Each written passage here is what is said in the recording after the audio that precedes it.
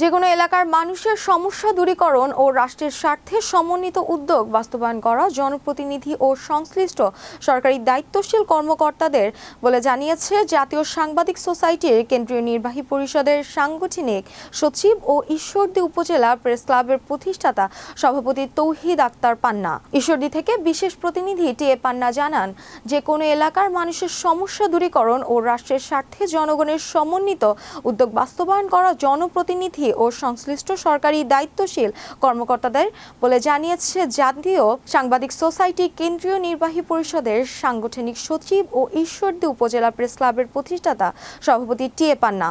গতকাল দুপুরে ঈশ্বরদীর মাঝদিয়ায় পানিবন্দী 500 পরিবারকে রক্ষায় এলাকাবাসীদের সমন্বয়ে আয়োজিত খাল খনন কর্মসূচির উদ্বোধনকালে প্রধান অতিথির বক্তব্যে তিনি এসব কথা বলেন।